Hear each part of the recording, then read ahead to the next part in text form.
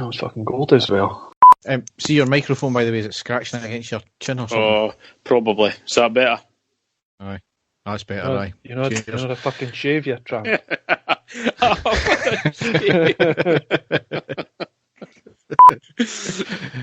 I might need to edit that one out. That's juicy bombs. Sorry about that. Aye. See, we invite the boy 3 Slovian on there and he can't even control himself. Shocking. I know. I'll describe this person. Not Lazy, useless, idiot, vindictive, moron, arsehole of a person. That's the only way to talk about Dave like that. You've not really narrowed it down, Euan, to be perfectly honest. Right, guys, I'm going to go some bursting for a pish, as usual. And the stadium erupts in red, white and blue. You've never seen anything like it.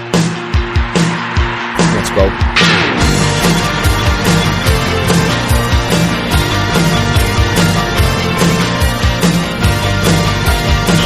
Brace yourself. Rangers are coming! Hi everyone and welcome to the next episode of the iReady podcast. As ever, I'm your host Derek and with me is my co-host Dave. How are you doing, Dave? Derek, I am still in Wonderland, mate. I'm absolutely fantastic.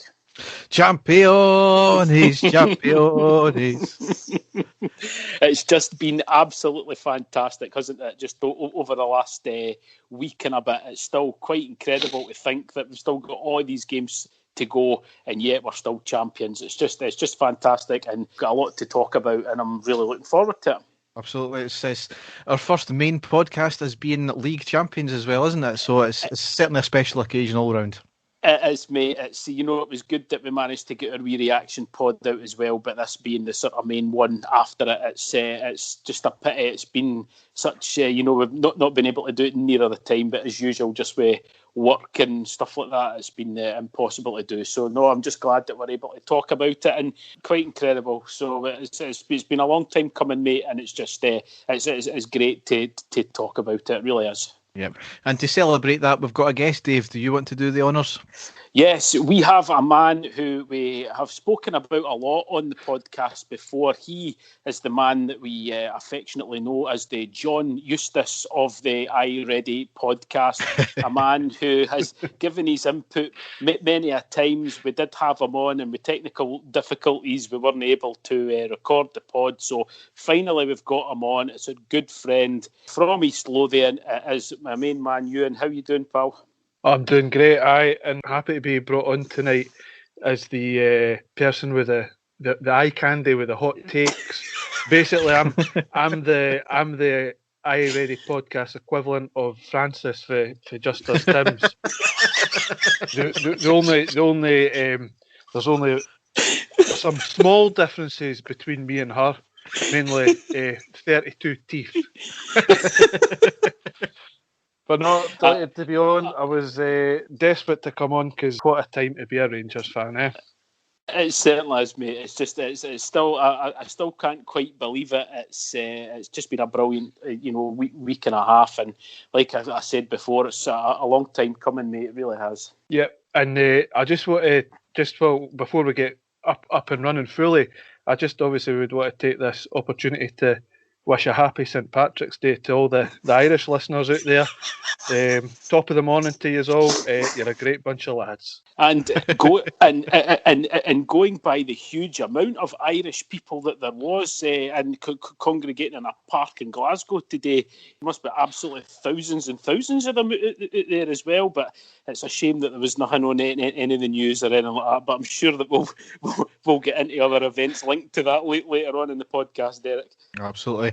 It's an action-packed podcast tonight. Obviously, we've got our reaction to everything that's happening. We've got 3 games to cover. Obviously, Livingston at St Mirren and the first leg against Slavia Prague. We've got all the fallout, all the reaction, and a lot more news to come. So we better go down the tunnel and onto the park.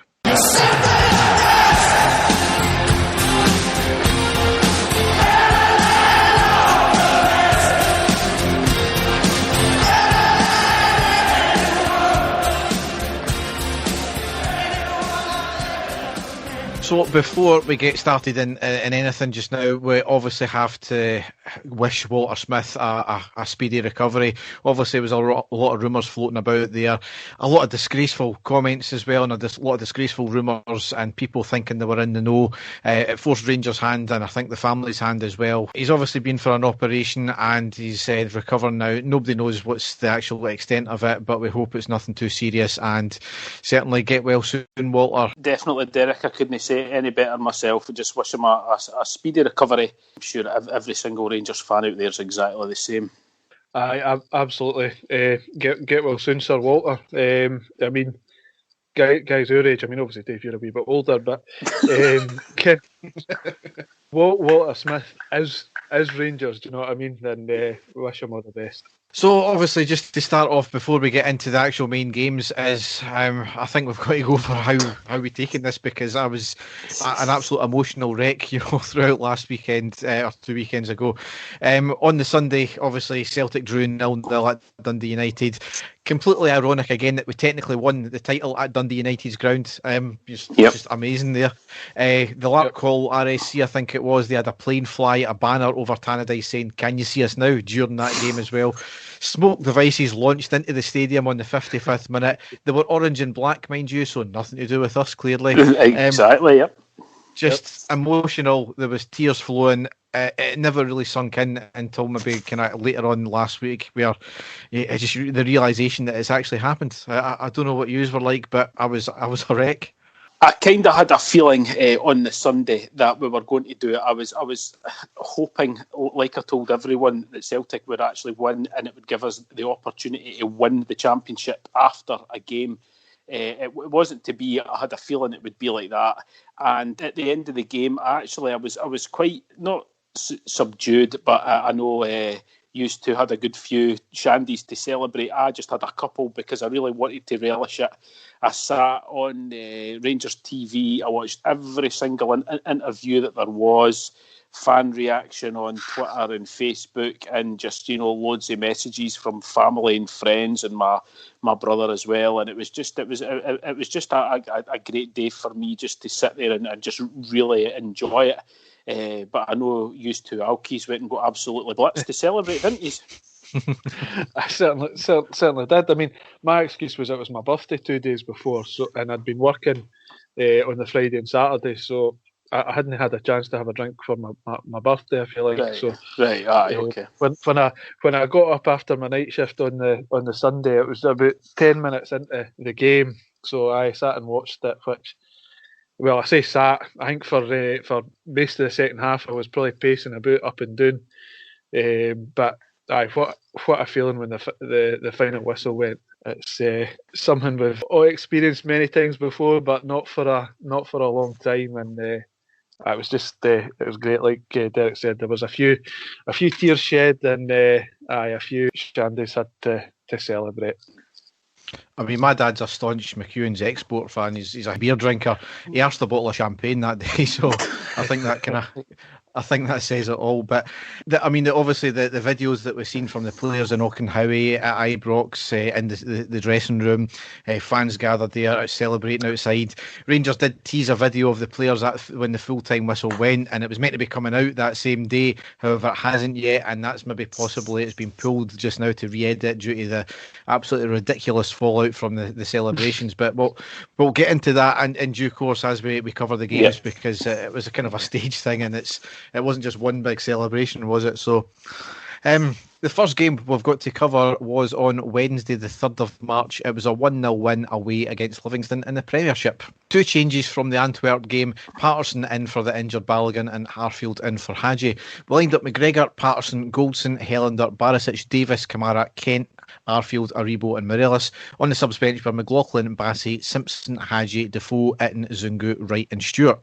So a lot of controversy in the game. The first half itself was really scrappy. It was a poor game from both teams. The pitch, obviously artificial pitch, playing its part as well. It was very sticky. The ball pretty much was dead bouncing any time that the ball did try to bounce. We had plenty of possession, but we were really doing little with it. 8th minute, Livingston with a shot from distance, but it was on the deck and well wide. 9th minute, Aribo gets a break of the ball on the right and getting the ball into the box, takes it towards goal, hits a shot at a tight angle and into a packed box, deflected off the boot of the defender, and the keeper puts out for the corner. 33rd minute, corner in from the left from Barisic, a good powerful header by Helander, but it was just over the bar. 35th minute, a cross from the left side from Livingston after some good control and play, whipped across the goal. The Livingston attacker got a skiff to it, the ball continues to the back post, the attacker gets his leg to it and put it out for a goal kick. Really dangerous that, and they probably had the better chances up until that point as well, I would have said.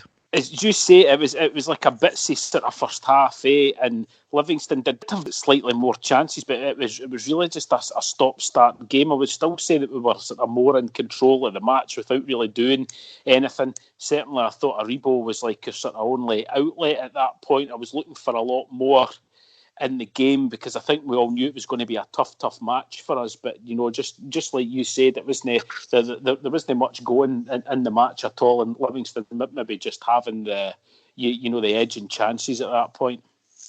I think it was a difficult game as well for the players because I know it gets talked about all the time, but that pitch, when any time they try and keep the ball on the deck, it either doesn't run far enough or it runs off to the side, and then when the ball's up in the air, nobody can predict what it's going to do because when it bounces, it's like a ball bouncing up a hill. Yeah. It's just shocking. It's like, and try to get a handle on the games. And I mean, obviously, for teams like Livingston, obviously that plays to their advantage. But it was. I think either team was really making any sort of clear-cut gains in the game. But I totally agree with Dave that we did maybe just we're starting to sort of edge it a wee bit.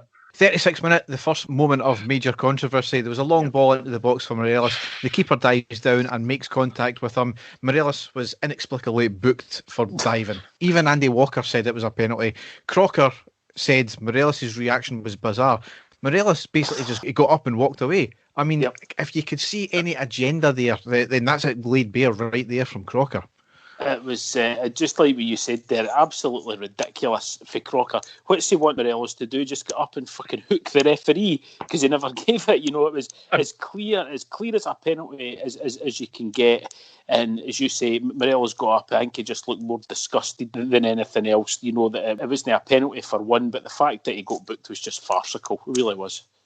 I mean, in fairness, I did want Morelos to get up and hook the referee, but I mean, it just made a complete cunt of it. The ref, and the fact that there's a linesman on the near side that's got a clear view of that, and he can't say to beat it. By the way, that's a stonewall penalty. Like it's just baffling, and you can understand any of the reactions that happened. A wee while later at half time, I'm sure you'll get into that, Derek. But it's just astonishing, and the standard of refereeing in this country is just abysmal. 37th minute, Arfield with a shot just past the right post in a crowded box, and in the 46th minute, it was a free kick to us on the right from about 20 yards from the goal, and Beaton blows for half time. I mean, 20 yards from goal, we get a free kick and he blows for half time. I mean, for fuck's sake. Anyway, as Euan alluded to, there was some Stramash at half time. It wasn't even really a Stramash. It was, it started off perfect, and then because he refused to speak to him, it kind of kicked off. Gerrard was remonstrating with the ref as he was walking off. He stated it was fucking back out of order. Beaton says he can't speak to him just now. He says, speak to me inside. And as Gerrard made the point, we're in different stands because of COVID, so how the hell can he speak to him? He's shown Gerrard the yellow card. Gerrard just shakes his head and walks away. Nothing else was said. Obviously, Beaton realised the cameras were pointing on him now, and unseen by Gerrard, he shows him the red card. Quite incredible. I mean, as usual, referees try to make it about themselves, and this is not the first time Beaton has made issues with us. If you remember the WWE wrestling spear that Morelos got on him a Hibs game a few years ago as well, and Morelos got the yellow card. Beaton's had previous as well for not speaking to the referees. I think Robbie Nielsen's just back from a ban as well from the exact same issue about communication. He's also made 2 howlers at the weekend. I don't know if you've seen it. I think it was at Ross County, I think it was. And he's made 2 howlers, one for a dive and a penalty, and one for, I think, a should have been a Stonewall red card. and he's bottled it once again. I mean, when is the SFA going to take stock with and deal with the referees? It's not fair on the players, it's not fair on the teams or the fans, and it's not even fair on the referees themselves, because they're basically just covering up for their mistakes. The thing that got me was it was the whole farcical way that it came about. You know, Gerrard had walked away, as you say, had his back to him, so he wasn't aiming anything at him. You know, he'd said his piece, he walked away, and then he got the red card out. And it was I still can't quite believe it, because I sat and watched that. I thought, well, surely it's not a red card to Gerrard, because he's no standing next to him or in front of him. He had walked away. Is it another one of the backroom team that he sent off? But no, it was Gerrard. It was just complete farcical to me, the whole thing. I must have sort of looked away from the screen for a second when the red card was shown, and it wasn't until we heard whether it was Walker or Crocker, one either of the wee idiots said, "Oh, I think that's Gerrard being shown the red card," and that. And when you seen it, when you seen it back, obviously goes on, tries to have a word with him. Beaton's that arrogant, he'll not even fucking look at Gerrard. So Gerrard has a pop at him, went like full scouser on him, which was quality. Gets the yellow card, which I think, right, fair enough. But when you watch it, not only is like Gerrard walking away with his back to him, he's a good like 10-15 yards away from Beaton at that point. You actually see Defoe walking onto the pitch towards Beaton, obviously saying like, all right, Ken, like sort of putting his hands up like, Ken will calm it down in that, and then Beaton just ignores Defoe and then gets the red card out. It was just absolutely crazy, and there's no sort of recourse, there's no like transparency with the referees or ways of actually having the conversations and saying like, I had my hands up, got that one wrong, or here's why I gave that decision, or here's what I saw, that's why the decision was made. There's nothing at all like that, and you can understand why managers get frustrated with all different referees, but like you said, with other incidents with that same referee, him in particular, it's just like hitting your head off a brick wall when it comes to them. As I said, it's no fair on anybody in this case. But anyway, into the second half, obviously, given the fact that we're still 0-0, or at this point in the league, we needed 2 wins and a draw, and we were always thinking that the draw would come at the Celtic game, and I was at this stage thinking, well, this is the draw, we need to win the next 2 games, including the Old Firm game there. But 49th minute, we had the ball in the back of the net, but ruled offside. It was a correct decision, unfortunately for us. Barisic put in a great cross from a free kick into the box. Goldson got his head to it and put it in the back of the net, but as I said, he had just strayed offside.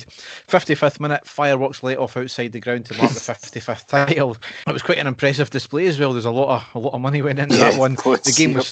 The game was stopped for a couple of minutes as well because the fireworks landed in the park, and I've seen a still picture. I think it was like some sort of spear rocket, and it landed right next to one of the Livingston players. So maybe a wee bit fortunate and maybe not wise with that one, but we'll get into who might have set them off later.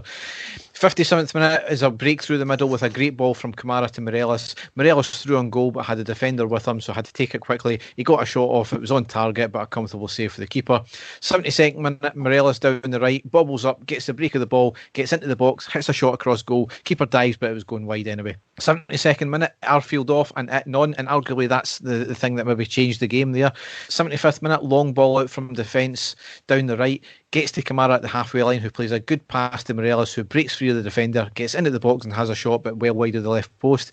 80th minute, corner in from the left by Barisic. Goldson gets a good head to it, but it was going wide. However, Morelos was at the back post. He gets his head to it and puts it wide from 4 yards out. Surely easier to get on target for Morelos there, and you really just thought it was not going to be our day, or certainly not Morelos' day at that point. 84th minute, lovely move down the right from involving Patterson, a lovely flick by Aribo to Davis, who passes to Morelos, who controls it, and in a quick snapshot to the near post, but a comfortable save for the keeper. And then near the death, 87th minute, Morelos puts us 1-0 up, thankfully.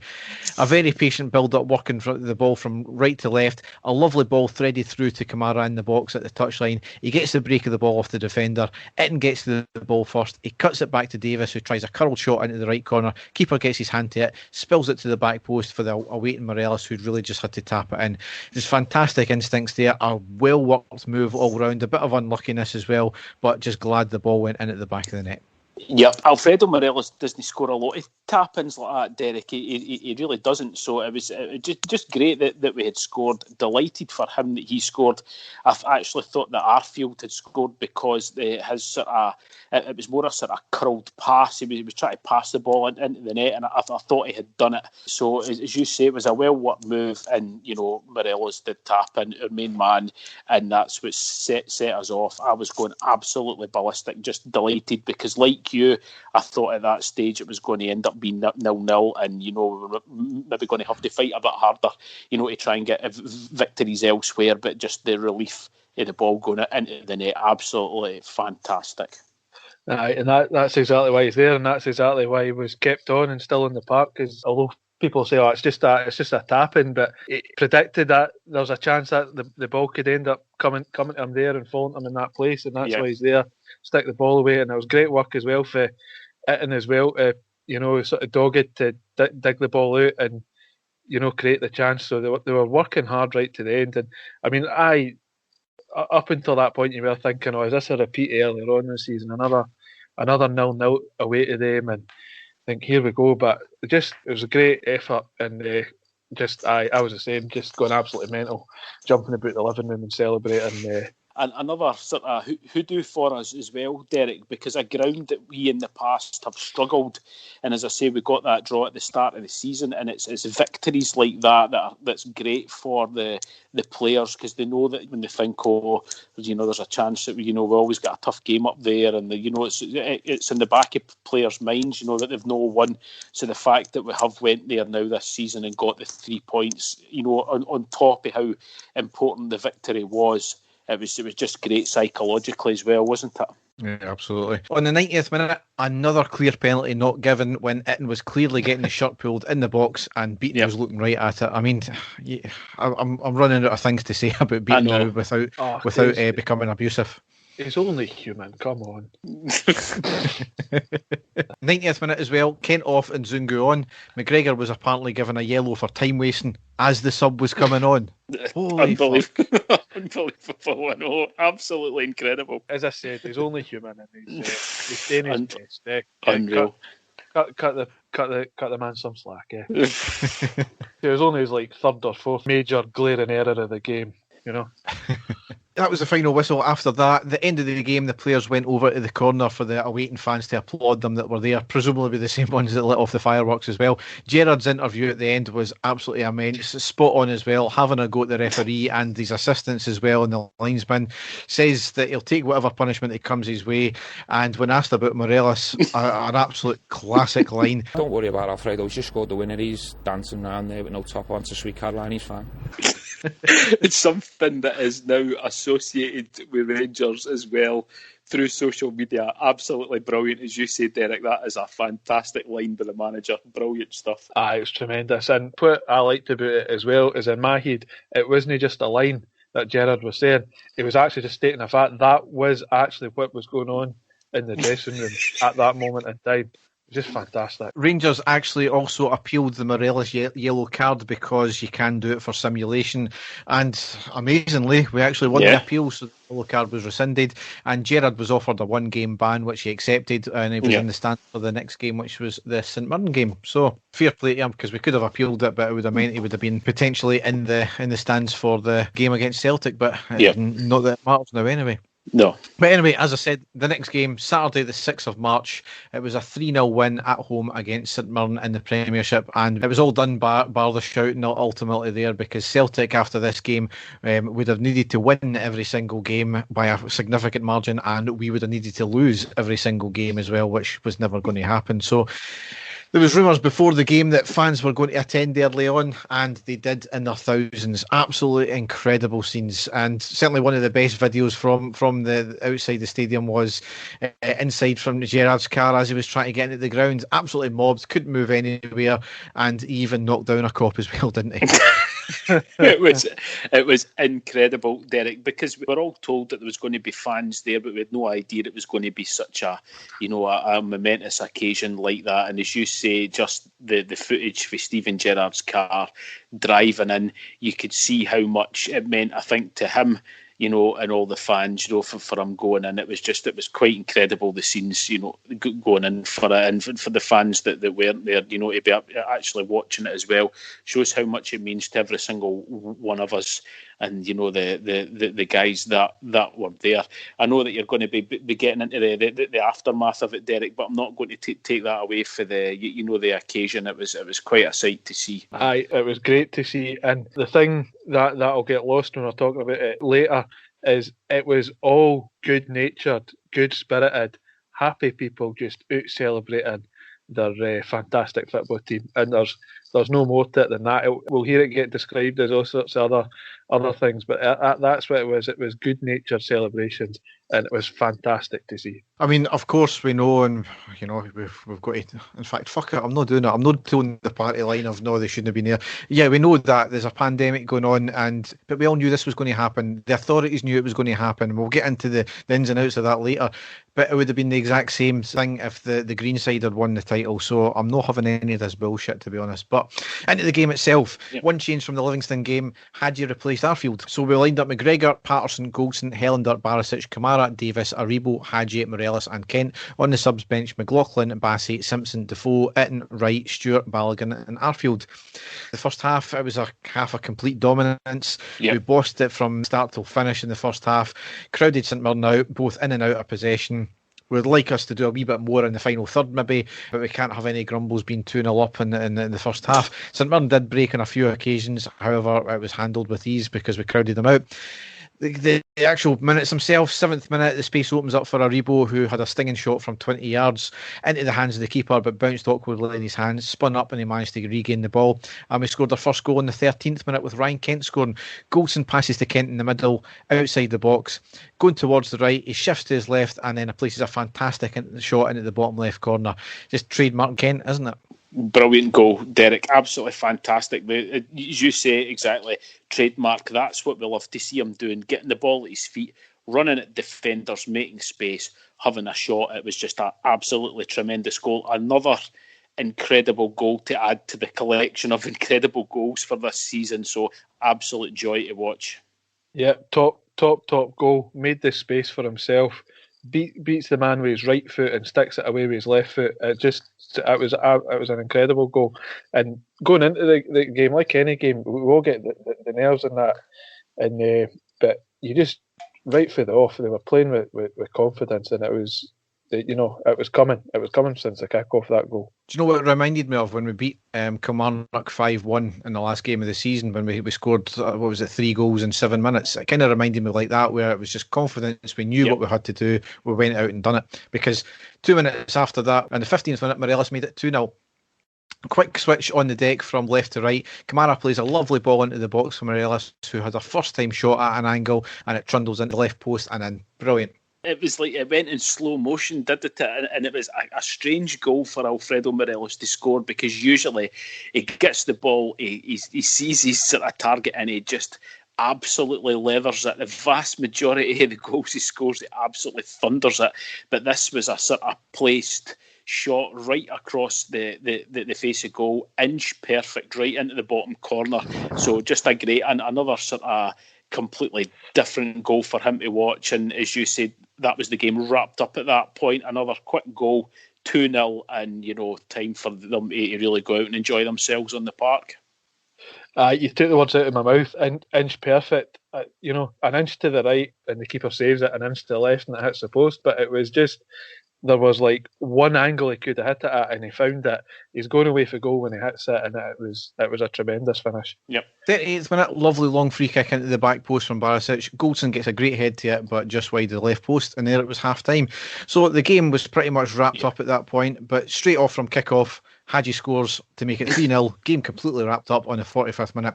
A stunning sweeping move straight from kick-off down the left with Aribo.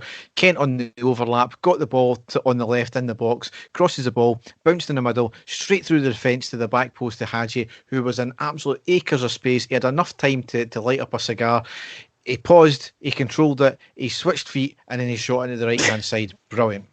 Yep, and for him as well, he's the type of player, I think, that he feeds off of goals for his confidence. It was great for him. He had all the time in the world, though, Derek. It was poor defending from St Mirren, but he was there. He looked up, as you say, but he was able to control it, change foot, and just blast it past the goalkeeper. Great finish by him, and that was it. Game over for us. Absolutely delighted that they'd done it sort of straight away, right at the start of the second half. Yeah, I like you say, straight from kick-off, and the amazing thing was St Mirren took the kick-off. St Mirren took the kick-off, immediately gave the ball to us, and the ball for Kent to release Aribo initially was tremendous. Kent putting the burners on to going overlap, Aribo feeding them through, and like you say, Hadji had all the time in the one spot and blasted it away. Tremendous goal. Thank fuck it wasn't Kenny Miller there. Would have went 10 foot wide. Or Ian Black. The one thing we've got to remember about this game who we're playing, obviously given the nature of it, is the only team to beat us both domestically and in Europe this season is St Mirren, and that was the last time we played them, and we've absolutely cuffed them this time. So it was obviously just a one-off game. Granted, it was a cup game, so that's kind of a given. But in the 56th minute, Kent on the left cuts inside, unleashes a rasper from 25 yards, caught Anik flat-footed, who pams it over the bar for the corner. 58th minute, Helander and Davis off, Balogun and Arfield on. Game was obviously over. Give the players a rest, given the fact that we had an important European tie to play in a few days' time. 68th minute, chance for St Mirren, ball flicked up in the box. The attacker got a shot off, fantastic dive and saved by McGregor to put it out for a certain goal. Maybe a wee bit more Hollywood than it needed to be, but it was a good save nonetheless. 73rd minute, Morelos and Hadji off, Defoe and Wright on. 81st minute, Kent off and Stewart on. That has used up all our subs. 85th minute, corner in from the left, knocked out to Arfield at the edge of the box, so it's a half volley and great tip over the bar from Anik.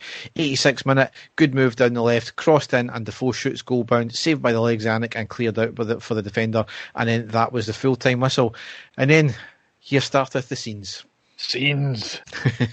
Absolutely emphatic when the players celebrated with the fans at the gate at the end, and they opened the dressing room window, and there was Morelos hanging out and Gerrard hanging out as well, which we got blamed for as well, but I'm not even bothered about that. As I said, the title all but wrapped up at that point, and we would have had to lose everything, and Celtic would have won everything. Ultimately, it turned out the next day we were champions. So as I said, the videos from the change room were absolutely amazing. Gerrard doing the Klinsmann and an alcohol-drowned dressing room floor. I mean, that'll just go down in history as one of the best moments of Rangers, won't it? The whole thing was just bizarre, wasn't it? You're sitting watching it. It's things that we've never ever witnessed before. Probably just because of the age that we're living in now, and you're getting to see things. People recording stuff on their phones, but we've never ever seen scenes like that inside the dressing room. It was always just official photographers and people taking videos officially for the club with the players celebrating. But to see scenes like that, it was just absolute bedlam. And it's something that will live with us as well. And other people getting thrown across the floor, when they had it completely covered in champagne and stuff like that. It was just bonkers, absolutely bonkers. It was marvellous. I mean, for weeks, Gerrard, in his post and pre-match interviews, he gets asked the questions. He's been given it. We're just focusing on the next game. It's one game at a time. It's not over. It's a far way from over. All that stuff. All the stuff you have to say in that. And then on that day when the final whistle went, it's effectively wrapped up. But it's still no technically mathematically over. But fuck it, I'm doing the Klinsmann on the beer. And in like you say, in the age of social media, we got all the videos coming out, and obviously we all know ourselves what it means to us and what it means to the other fans. But to actually see what it meant to all the players in there, in the immediate aftermath, the players and the management and the staff, and that was brilliant to see. It was absolutely amazing. I mean, I loved how Gerrard was still fully suited and booted when he done the Klinsmann as well. Obviously, other pictures of several crates of beer getting delivered as well by Labuse for the stadium. Parks of Hamilton buses taking the players away later on at night as well. I mean, my wife buggered off because she was pissed off the fact that I was constantly on Twitter all the time. I couldn't get anything done or watched because we were just inundated with all these videos and celebrations as well. It was just something incredible. celebrations, obviously, in George Square the next day. Obviously, once we had confirmed the title, that was always going to happen. It was always muted to happen as well. Again, well, caveat that we shouldn't have been there, going through COVID, etc., etc. But it was always going to happen. Absolutely fantastic scenes. As you said, it was a good atmosphere, and it went on till about 10 p.m. Disappointingly, no, obviously a number of arrests did happen, a few broken benches, and there was a lot of litter as well, and a video of a couple of idiots fighting in the street too. I mean, for fuck's sake, you're meant to be celebrating and you fight with your own as well. But the fallout, though, has been an absolute disgrace from all sectors. I know we're still in the middle of the pandemic, but the rank hypocrisy of it all is absolutely astounding. Black Lives Matter protests, not a peep. Celtic riots, not a peep. The St Johnstone celebrations, when justifiably, they won the League Cup. Actual proper attacks from St Johnstone fans on the police, not a peep. But big Rad Rangers strikes again.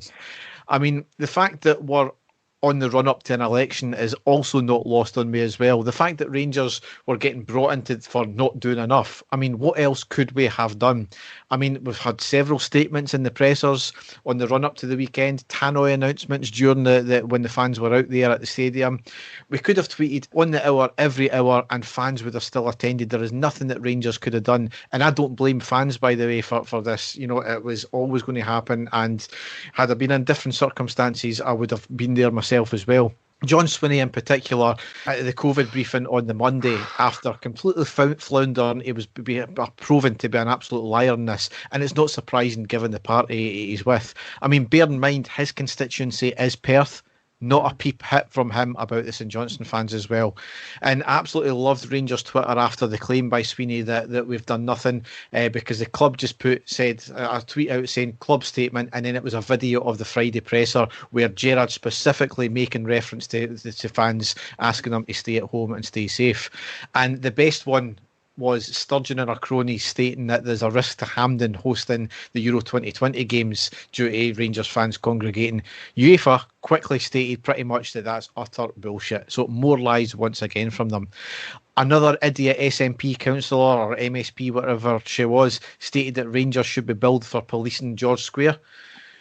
As she should know, clubs only pay for policing inside the stadium on game day. Well, for a start, Sunday was not our game day, and it was not outside our stadium, so no, are we fuck going to pay for it? Douglas Park played an absolute blinder with a letter documenting basically the day-to-day minutes from the run-up into the weekend, and the communication with and meetings with police, the government, the council. All of them were found wanting. And all of them were found lying about us, about what their subsequent comments and statements have been about. The police, by all accounts, were absolutely great on the day when the fans were there. They realised the situation. Too many keyboard warriors, I'll include MSPs in this one as well, wading into public order tactics, who they actually know fuck all about public order tactics. It's the one thing police do very well in Scotland. We can have an argument about the way football fans are treated in Scotland by police, but in terms of public order, it's one thing that they do very well. You don't go wading into a crowd to break it up. And in relation to Rangers fans getting marched to George Square, that's how you control a crowd that way. You march them to that in a controlled manner. And that's the problem with politicians as well, and having Twitter. There is absolutely no oversight and no regulation of their comments they're making, and so they can basically say whatever they want because it's not in Parliament. I think there's obviously quite a lot to pick apart for the fallout what's happening. But I mean, you touched on it a wee bit, but I think that day, the Monday following the celebrations, Rangers were a convenient bogeyman for the government. There was a headline came out. They're basically about to be embroiled in yet another sexual abuse or sexual assault or sexual harassment scandal that in their party, with what was it, their chief whip down in Westminster. Yep. Had been accused, and that headline came out on the Monday.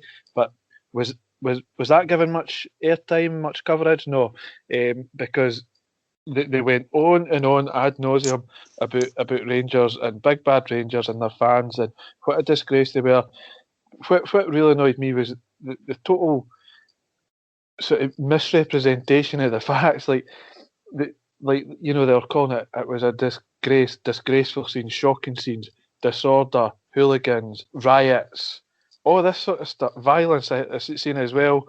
Can't remember which one it was said that, but violent scenes. But you're like, no, it wasn't. I doubt for a second that the benches were deliberately vandalised.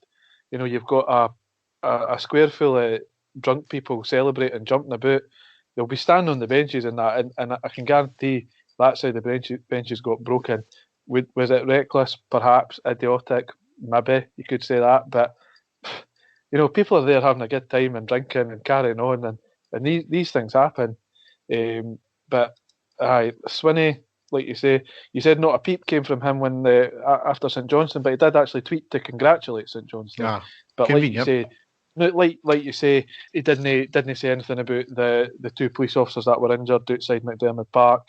Nothing like that. But it's just it's getting worse and worse. And I'm sure the vigils or the protests in London last week after the murder of that poor lassie Sarah Everard. I mean, the narrative now, all these people tweeting tweets, and it'll be a side-by-side picture, one of police next to Rangers fans in Glasgow, and one of police lifting a woman down in London, and thinking, oh, these two pictures say it all, and you're thinking, no, it doesn't. What does it say? What is your point? What are you trying to say? Are you trying to say that police are too heavy-handed in London, or they're not heavy-handed enough in Glasgow, or they shouldn't be heavy-handed with the women in London? Because I agree with them, but they should be heavy-handed with the football fans or the Rangers fans because I didn't like them. It's like you say, we can go on and on about various different things here. I mean, different city, different force, different circumstances as well. One's a protest, one's a celebration. I'll rephrase that. One's a professional protest, because that's what that turned into. It was completely hijacked what that was down there. Another situation altogether.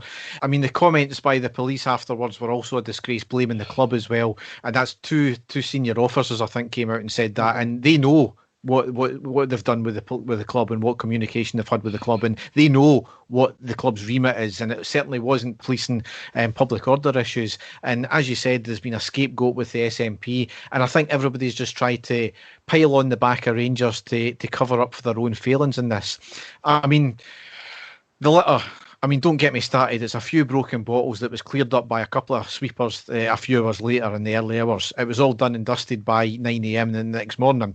The benches, the memorial benches. I mean, I long for the day when a bench was just a fucking bench and not a memorial bench. Wouldn't somebody please think of the benches? Oh, I know. I mean, I'll put my mortgage on those at pains to state that there were memorial benches, that they had no idea that there were actual memorial benches. There was one guy said, I've lived in Glasgow for 60 years. I've sat on them. I've no idea that there were memorial benches. They're public fucking benches. As Rangers pointed out, the council knew that this was likely. Why didn't they move them? And then the council's retort was, well, we don't routinely move them for issues.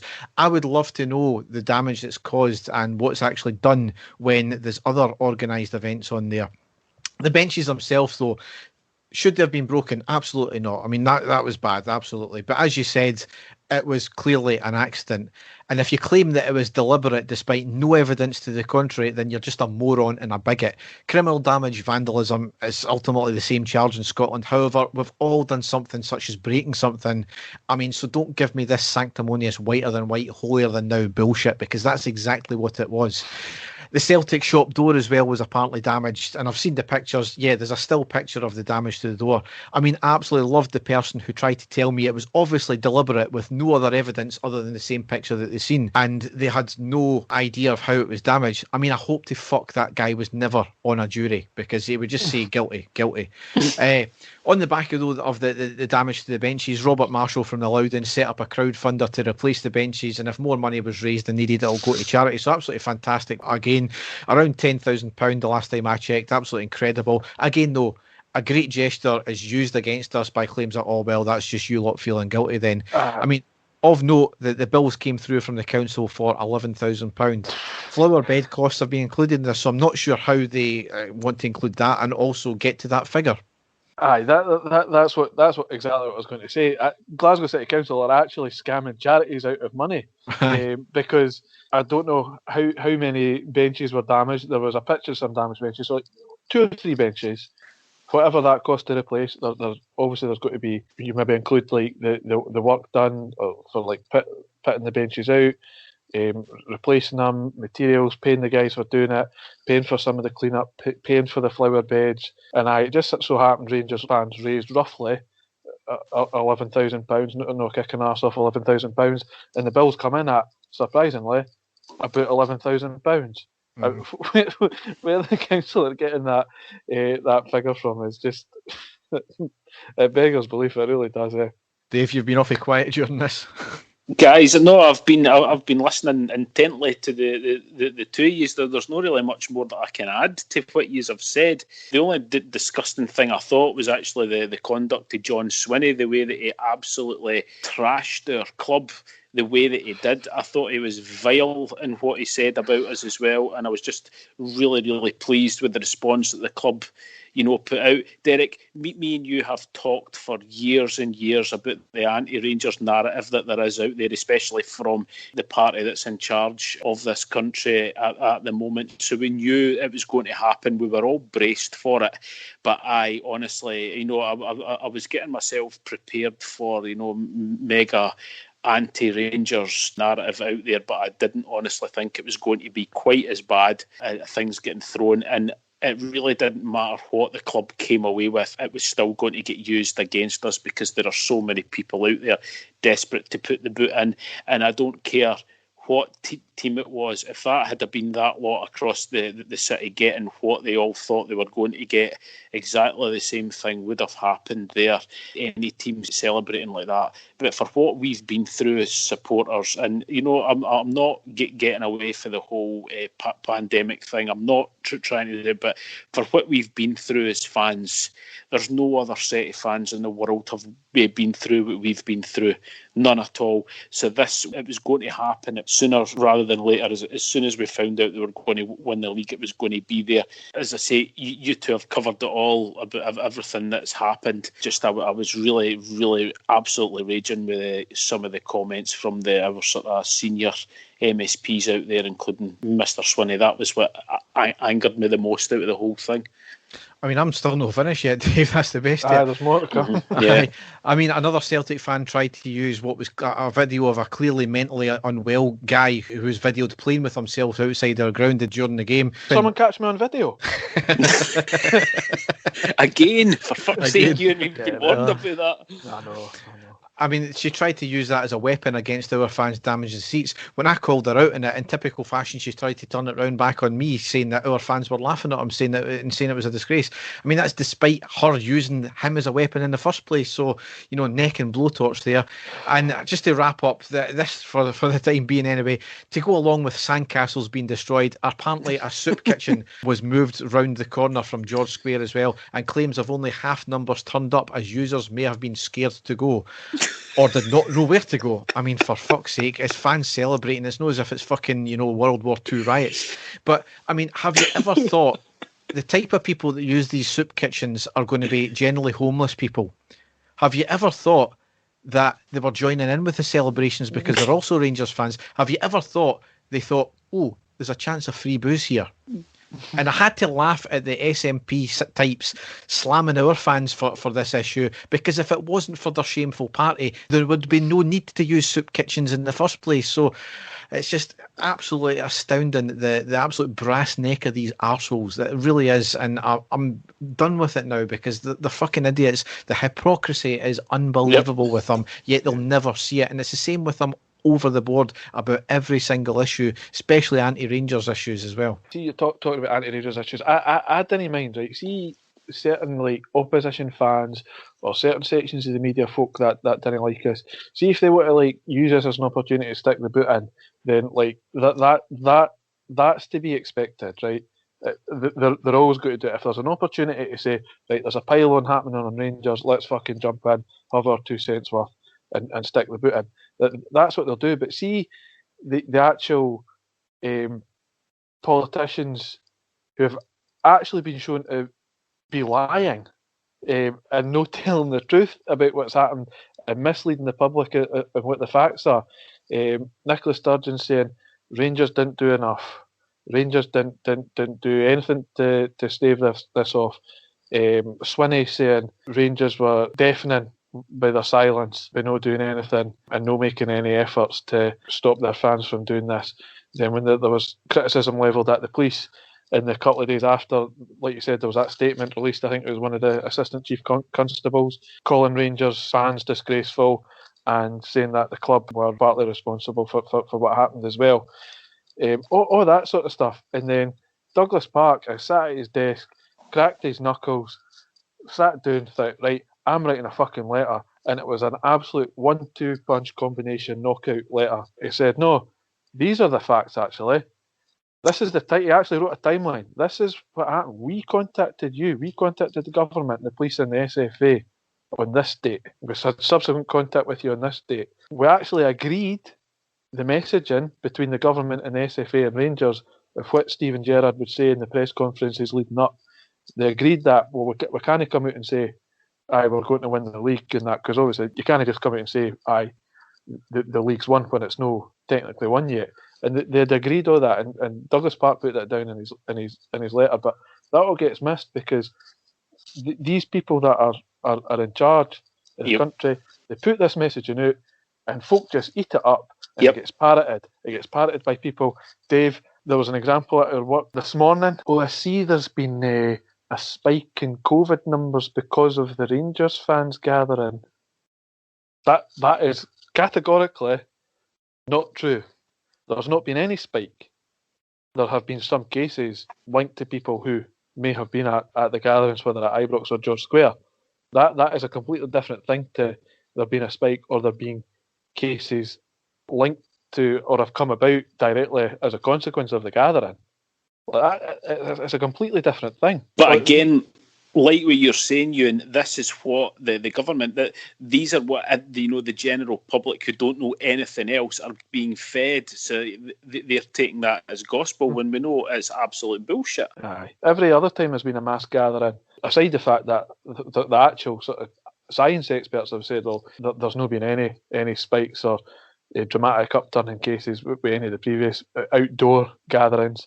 But they've all said, it would take about sort of 2 or 3 weeks to sort of analyse the numbers to see if there's cases that have come about as a result of these gatherings. But the celebrations were on the Saturday and the Sunday. Your incubation period, you're talking, is about 10 days. That's why you have to isolate for 10 days. Yet 8 days after the gatherings, they were able to use figures. The Scottish Government were able to use figures that they had from the Friday, so 5 days after the gatherings, to say there's cases of Rangers fans that were at the gatherings.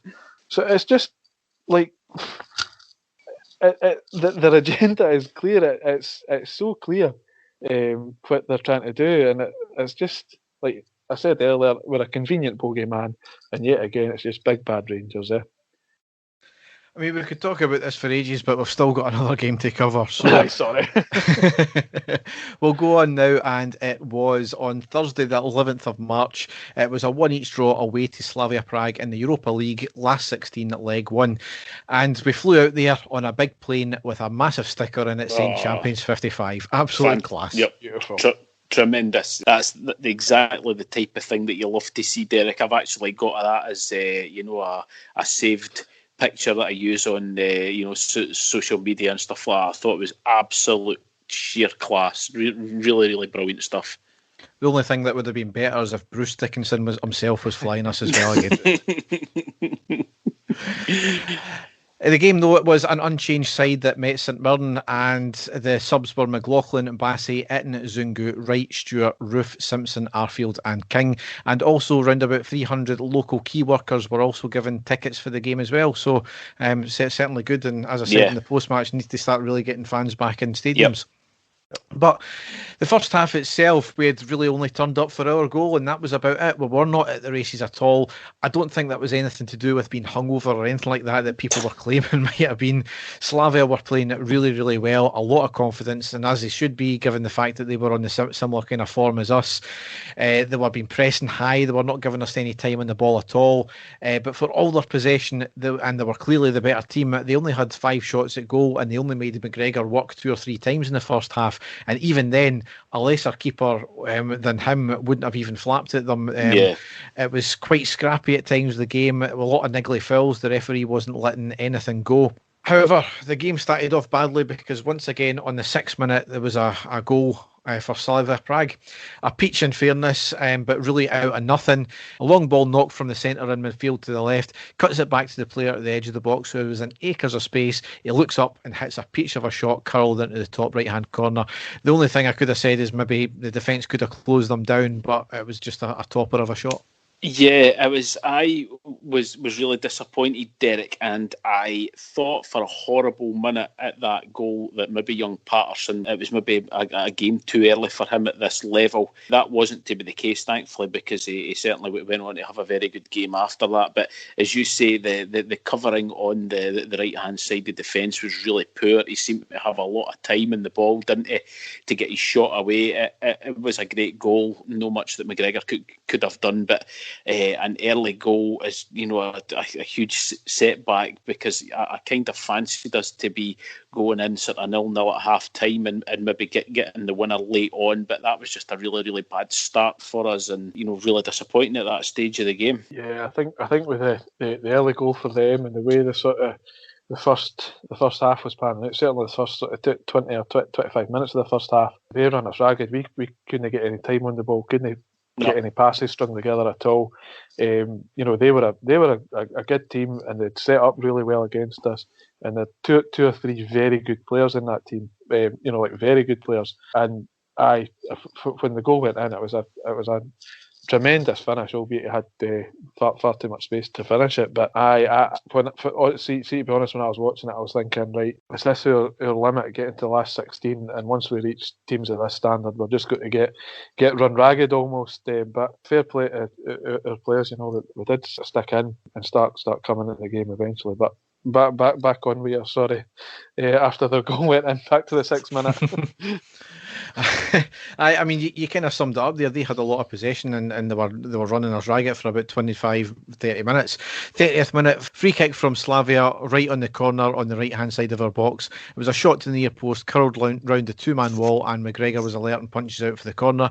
33rd minute, free kick from Slavia again, pretty much next to the left corner spot, floated in and a nonchalant header over. 33rd minute as well, we go up the park, falls back to the keeper who tried to pass it out, made a bit of a mess of it. He managed to recover before Morelos could get the ball. 34th minute, same player who scored for Slavia had a near carbon copy chance, but he couldn't put the same bend on it as well, and he shoots it wide. However, we scored on the 36th minute to make it 1 each and get that vital away goal, and it was Helander of all people. It was a free kick by Barisic on the left, floats it into the middle, knocked to the right, played back across goal. Hadji never gave up and managed to just keep it in, completely taking the keeper by surprise, I think. He knocked it back across goal, and Helander of all people tapped it into an empty net. Just Hadji was immense there. Yep, tremendous. The original ball in was an excellent ball, but as you say, all the credit for that goal goes to Hadji, because the ball was, almost out. So he basically had to sprint away from goal, and the way that he was able to hook the ball perfectly back across the face of the goal, just for Helander to tap it in. Absolutely fantastic play by him, and a vital goal for us, because up to that stage we had offered absolutely nothing. So a great time for us to score, and at that point we were saying, there's no way that we can be as poor as we have been. And, the fact that we've still managed to get that goal by playing as poor as we have is just, an absolute lifeline for us. Vital, like I said, just really, really vital. Yeah, totally. A very important away goal. And prior to it, Hadji had been getting absolute pelters online. Folks saying he should be getting subbed off in like the 30th minute in that. But it was surely down to a combination of his dogged determination to chase the ball to the byline, cut it back, and obviously Hollander's perfectly honed poacher's instincts there to be in that position to tap the ball in. Rangers Twitter slaughtering people during the game. I'd never thought of that. Again, who'd have thought it? It's usually just me as well. Eh? On the 38th minute, there was a corner in from the left from Slavia, nearly crept into the near post, but McGregor was alert and punched it away, and that ended the first half. So certainly, as I said, crucial away goal. Could have been argued that it was undeserved, but we did start coming back into it from round about the 36th minute onwards, funnily enough. Second half, first 15 minutes of the second half was a lot like the first half, although more of a midfield battle. Us having slightly more possession than we did in the first half, and nothing in front of goal for either team. 59th minute, shot by Slavia, but went well wide. 60th minute, shot from the left by Slavia, but well wide of the left post again. 61st minute, shot by Aribo after good play down the right and was hit well wide of the left post. 62nd minute, Hadji off and Arfield on, so the haters in the first half got their wishes eventually. 64th minute, good play down the left from a throw-in. Aribo gets a cross in, takes a deflection and bounces up right into the path of Ken in the middle, who has a shot which was dipping into the postage stamp, but the keeper pulls off a great save to put it out for the corner. I think it was the move of the night for either team at that point, certainly, and certainly the chance of the night, barring the 2 goals. Yeah, no, I really thought that he'd scored that one. It wasn't the cleanest of hits, was it? But just the way that it was dipping, and the goalkeeper managed to get to it. I honestly thought that we had scored the away goal. But at that stage of the game, I was feeling a lot more confident. We were certainly, spreading the ball about a lot better. We were, getting higher up the pitch at that point, and I really did think that we were looking dangerous at certain points. But unfortunately, that one didn't go on.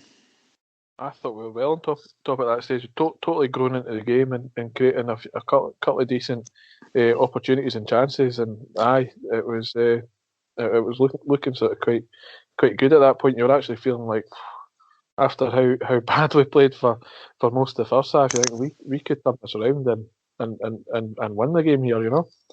Yeah. 67th minute, lovely free kick whipped into the box from the left by Barisic, right in front of the goal, and the defenders, and Goulson just missed it. Unlucky, maybe a wee bit too much pace there. Goulson, they just had to have the kind of tortoise he'd kind of popping out there and he would have got it, but it wasn't to be that one. 70th minute, corner in from the right by Slavia, header cleared off the line by Kamara, ref blew for a foul in any case. 74th minute, great move going forward down the right, ending in Aribo in the box on the right hand side. He could have had a shot, elected to try and cross it into the box for Morelos, who was in space but intercepted by the first defender. I mean, that was the chance there. If Aribo had just shot, I think he would have got it in. Yep. He came off a few minutes later on the 81st minute and Roof came on. 88th minute, Kamara came off and Zungu came on. 89th minute, Slavia down the right, crossed in and took a deflection. McGregor scrambled to get a touch there and he saved it from sneaking into the top left-hand corner. It was knocked out by our defender for a corner. And from that corner, it was possibly, and I'm not saying this lightly here, possibly the greatest save a Rangers keeper has ever made, because the resulting corner came into the middle. The attacker towers above the defence, gets a bullet header down to the right. He done the perfect header, and McGregor was at absolute full stretch. The ball even went behind him, and he gets a one-handed save to stop the ball dead just before the line, and he gathered it in as he was still diving as well. I think it was his pinky that stopped it, and I'm struggling to find words to describe how amazing that save was. It looked, Derek, like impossible. It was, somebody actually put a tweet out, and it was Alan McGregor's face on Keanu Reeves' body, Neo in the Matrix, the way that he actually managed to get and stop the ball dead like that. It was Dave, just... sorry? That was me who put that out. Was it? Yes. Well, it shows I'm paying attention, Derek. But the fact that it's you say that he was able to stop the ball dead, it wasn't just like palmed round the goal, round the post or anything like that. It was quite sensational, considering he couldn't bite his own fingernails a few days before as he was getting poured out of the training ground. It was absolutely, totally and utterly guttered. So for him to be able to do that, the level of concentration going into the end of that game from him is just incredible. And a guy that we go on about how good he is for the team, but it's times like that. And, you know, there's been a lot of, again, you know, we've all had conversations on Twitter about what's the best save, and there's a lot of people going on about, you know, various saves that Gorham's done and Kloss has done and all that. But as you say, Derek, you'll just not see a save like that anywhere. It was quite sensational. No, I've never seen a save like it. When I seen the corner going in, you thought, right, that ball's going into the perfect area. When you seen the Slavia Prague player jumping for it and the contact that he got on it and the pace generated for the header, I thought, right, that I'm just waiting in the back of the net, rippling here. And how he got down and got his hand to it, and like you say, didn't he knock it around the post, or didn't he knock it back into play? Actually gathered it and kept hold of it. It was unreal. He's a big game player for us, and he turns up when he's called upon. You know, you get all the time, especially see after the last Old Firm, you get people saying like, "Oh, McGregor kept you in it. If it wasn't for McGregor, you know, we'd have scored or we'd have won," or whatever you say. Well, aye, obviously, but that's what it's fucking there for. There's 11 players on the pitch, including the goalkeeper, and they all have to play their part. And if it, you know, he turns up when he's called upon, and it was a tremendous save. The save was almost as good as his post-match interview. There's a way with his words. I know you're always very humble when it comes to your saves, but that one at the end, I mean, just how late did you see it? A wee bit late. It's just one of these things. You react to it, you see it, you stick your hand out, and hopefully it doesn't go in. And it never, so happy days. Oh, just brilliant. But that's how the game rounded out, and you've got to be delighted with that. Certainly a lot better performance in the second half, and getting a one each draw away from home in the first leg is a fantastic result. And, you know, don't get me wrong, it's going to be a very difficult game tomorrow night. They've proven they can travel and to win convincingly, as they did 2-0 against Leicester in the last round. But I think, as it's been pointed out in another podcast, is that the best they can play? Possibly. Is that the best Rangers can play? Absolutely not. So no. not seen anything from us yet. If we can just, you know, compose ourselves and take the game to them potentially, then we've got it all to play for. Narrative's completely different as well, Derek. I think when they beat Leicester are 100% behind getting their team into a Champions League spot for next season. Narrative for us is we've won the league. The game tonight, as it's going to be, is now the biggest game of our season.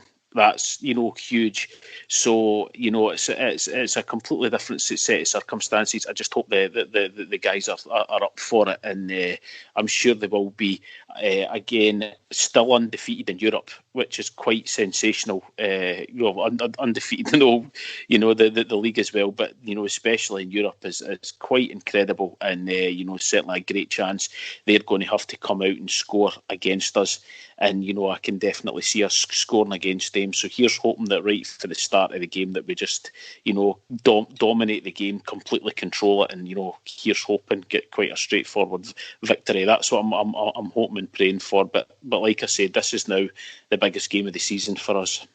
Yeah, I'm absolutely delighted with 1-1 away there. The away goal, you know, like you say, they're going to have to come out and play and try and score when they come to Ibrox, and that plays into our hands with how we play in Europe. It's not like days of old how we used to play in Europe, because some of the goals and the sort of open play and the movement, moving the ball for our byline and up to the back of the opposition's net, that's happened a few times in Europe this season. If they've got to come out, and that'll leave the space for us to do that sort of thing. So it was an absolutely fantastic result, I thought. Yeah, so just to round out this section here, in the league table, we've played 32, won 28, drawn 4, lost 0, scored 77, still only conceded 9 goals, goal difference plus 68, and we're on 88 points. Celtic are in second, and they're on 68 points, 20 points behind us, and a 26 goal difference behind as well. But if they win their games in hand, and they're still 2 Old Firm, Glasgow derbies Get it right, fucking up there. Fantastic table. I mean, the thing is, that's Advocaat levels of gap in the points table there, and that's without the massive spending. You know, it's incredible. The games to come, though, as we said, we've got the game tonight against Slavia Prague. If we win, we could actually overtake Celtic's coefficient, something that we've done in 3 years compared with their 5 years. That is nothing short of astounding. We could also secure an automatic place to the Champions League group stages for the winners of next year's league, as the Ukrainian teams are looking likely to go out as well. So that's a massive incentive. And especially with the massive rebuilding Celtic have got, you know, you've got to think that we're going to be in a very good chance to win the league next year. Not counting our chickens or anything like that, not being blasé about things. We've still got jobs to do. The next game after that is Sunday the 21st of March away against Celtic in the Premiership. That's a midday kickoff. Obviously, a lot of videos and statements galore from both sides to make sure fans don't attend. I mean, there's absolutely no appetite for our fans to attend at all. And from what's been seen on Twitter as well, Celtic have also put up a ring of steel around Sharkhead. It's more like metal sharks that have went round there. Maybe that's symbolic for the place getting closed down for goods after the impending court cases that are going to happen, but that's a story for another day. The government has threatened to postpone the game if guarantees could not be put in place about fans attending. More political posturing and grandstanding, because that was never ever going to be the case. No. The next game after that to round out going to be Saturday the 3rd of April at home to Cove Rangers in the next round of the Scottish Cup. I think the time's still to be arranged there, and then it's into the split games as well after that. So I think the dates have been given: the 10th and 11th, 20th and 21st. The 1st, that's of April, and then the 1st and 2nd of May, 11th and 12th of May, and the 15th and 16th of May. So I'm not too sure when our home game is going to be to get presented with the trophy, but hopefully by that point things will have opened up a wee bit more there, and certainly at least some fans could attend inside the stadium. Certainly hope so, Derek. It's funny, obviously you refer to it as the split, but I would refer to it as Rangers 2021-2022 pre-season, because, you know, they're just like it's like a victory lap really for us. It's fantastic. I can't wait. So we'll move now into the classic match. And then it is. The final whistle's gone. Rangers have won the European Cup Winners' Cup. Dave, you're talking about a piece of silverware that we lifted from 2008, aren't you? I certainly am, Derek. Going back to another quite incredible season for us, unfortunately, didn't work out quite as what we hoped it would. You know, at one stage in this season, we were still on for the quadruple, which is quite incredible. But going on, you know, speaking of big UEFA Cup matches and, you know, going for titles, it's a game that I will remember for a long time, and it was one of these what could have been seasons for us, but you know, we still managed to get some silverware at the end of it. It was in 2008, Rangers playing in their 68th competitive match of the season, which was quite incredible considering all the competitions that we played in, and you know, the fact that we got to the UEFA Cup final and stuff. But it was the Scottish Cup final, the 24th of May 2008, where we played Queen of the South. The Rangers team that day was Alexander in goal, Stephen Whittaker, Carlos Cuellar, David Weir, Sasa Papac, Lee McCulloch, Barry Ferguson, Kevin Thompson, DeMarcus Beasley, who hadn't played he'd been out injured for so long. He was back for his sort of first game in the last game of the season. Chris Boyd and Jean-Claude Darcheville on the bench for Rangers. Steve Davis. We also had John Fleck, Smith, Christian Daly and McMillan. Like I said, it was Beasley's first game in about 6 months for Rangers. Who'd missed out for us. The Queen of the South team, a couple of players that have been in Scottish football for a long time: McDonald, McCann, Thompson, Aitken, Harris, McQuilkin, McFarlane, Steve Tosh, Burns, Stephen Dobie and O'Connor. So a couple of sort of journeyman players there that have been playing for a long time. You know, we had lost the league and the UEFA Cup in the space 2 weeks. Just that we came in to play that game. Queen of the South hadn't played a game in 4 weeks. So it showed you how the season sort of panned out for both teams. So, but in the third minute, it was an early booking for Lee McCulloch after a very late challenge. There really wasn't much to report at all in the first 20 minutes. Rangers team did look a bit jaded at that point with the amount of games that they'd played and players being out. So no real chances. Rangers were really needing something to wake them up. But then in the 23rd minute, there was a chance for Rangers. Thompson hits a half volley just wide from outside of the box. 24th minute, first real chance of the game. Ball through to Chris Boyd, who stays on side, runs to the edge, passes inside to Beasley, who shoots high over the bar. Really should have scored there. 26th minute, Darshville wins a header in the box. Back to Beasley in the left wing. He puts a cross into Chris Boyd, who stoops and heads over. Again, another great chance for Boyd if he'd just hit it maybe with his foot instead of his head. But still 0-0. 32nd minute, Beasley fouled outside the box, and that is what led to Rangers' first goal. It's going to be teed up here for Chris Boyd. Oh, magnificent goal! A goal worthy of any occasion, and in the 123rd Scottish Cup final, Rangers' top scorer this season with a beauty. Well, goalkeepers don't save them. Queen of the South got 5 in the wall. They have Robert Harris charging it. He's trying to get out as quickly as he can. And although that's the side of the goal that Jamie McDonald is responsible for, he can't save that. He can't be expected to save that.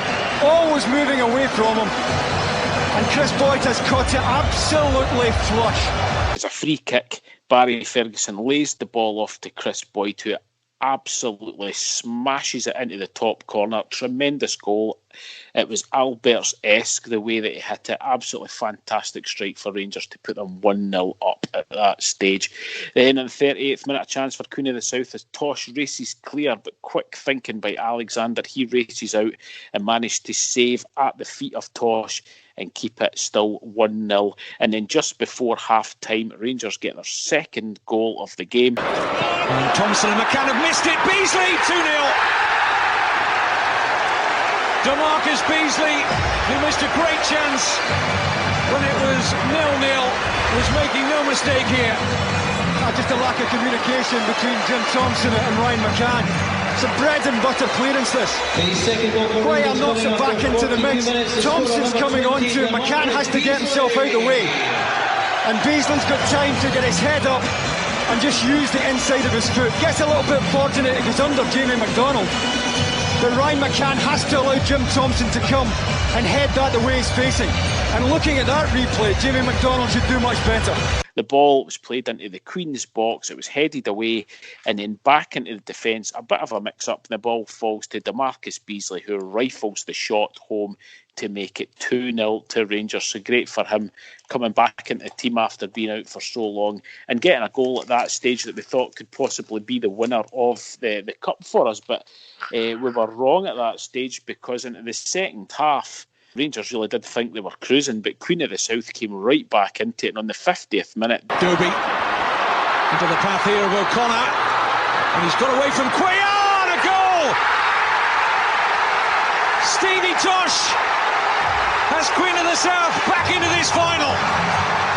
Well, O'Connor does absolutely brilliantly. I'm just surprised he doesn't go down here as his challenge from Quayle. Decided to stay on his feet and totally justified. Once he gets in here, he needs a midfield runner. And once again, it's Stevie Tosh. I don't know what part of the anatomy he's scored with, but it's incidental. Queen of the South are right back in the game. Dobie beats Stephen Whittaker into the box. Carlos Queller with a really sort of soft tackle. The ball ends up going across the face of the goal and bundled in to make it 2-1. So Queen of the South coming right back in, and that really did spur them on, because only 3 minutes later, incredibly, they got their equaliser. Harris takes the free kick in towards Thompson. Unbelievable! 37-year-old Jim Thompson, the Queen of the South skipper, levels it up at 2-2 with a thumping header. It was a free kick for the right wing, right into the box, and then a towering header from Thompson, their captain, into the top corner. Alexander had absolutely no chance. It was a great goal. And then, that was Queen of the South back into the game, 2-2. And with the way that Rangers were playing, we thought it was possibly going to be a bit of a nightmare for us. But that was possibly the wee sort of kick up the bum that Rangers were needing, because after that it was just all Rangers. So 2 minutes later, a great chance for Rangers. Beasley crossing for the left, header to Boyd in front of the goal, but a last-ditch clearance managed to get the ball away. And then on the 72nd minute, thankfully, Rangers got themselves back in front. Again with the Rangers corner.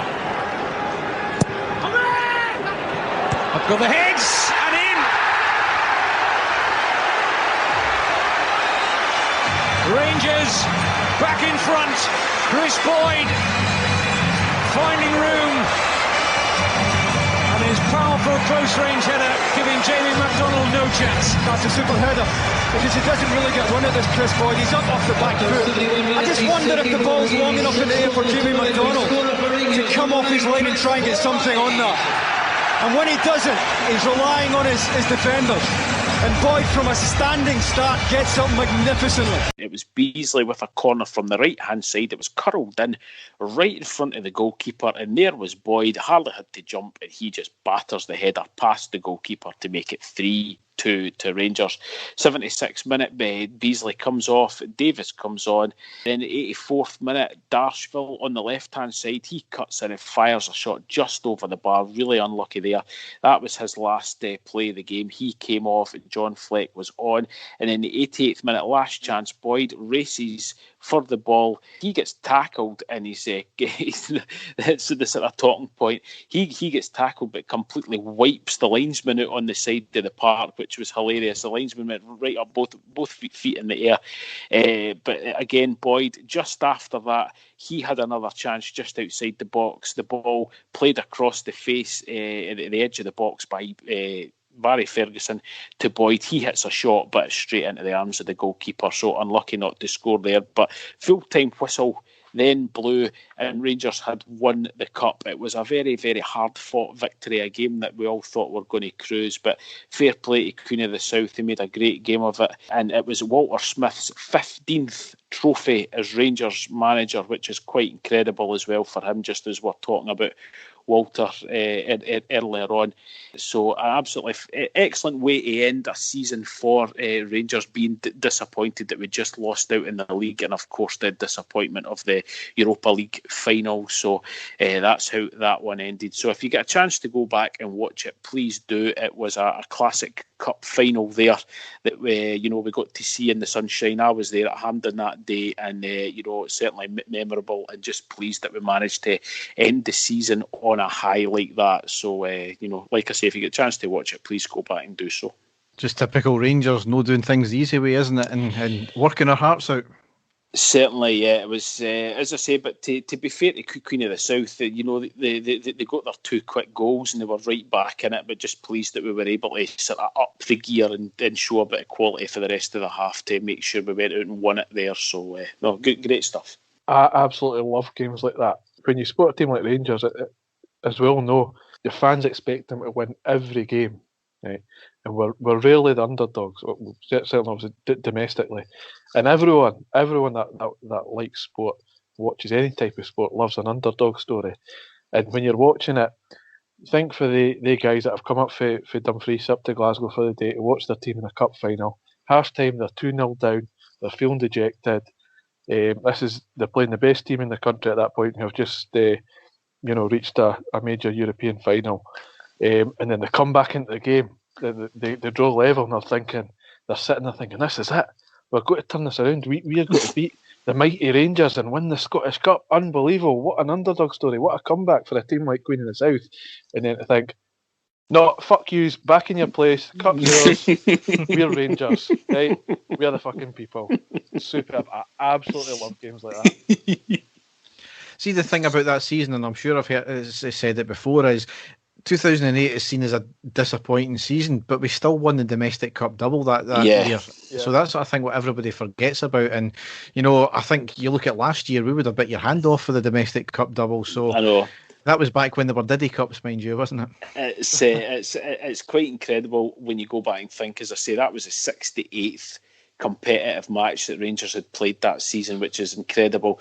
The amount, if you look back, the amount of injuries that we had was unbelievable. I mean, it seemed coming to the end of that season that there was more and more players every single week were out, and Walter went out and brought in some players on loan, and it's just I know it's hindsight, but to have if they'd have known what they'd have known then, just even to bring in another 2 experienced sort of players on loan or into the team would have made such a huge difference to us, and who knows where it could have ended, because the players just seem to be, crocked all the time and playing through injuries and stuff like that. It's one of them that they will always go back and think, what could have happened, and going with Steven Gerrard at the helm just now. I'm hoping and praying that that's not the only time that we'll be in a major European Cup final. Here's hoping. So now we'll go into the news.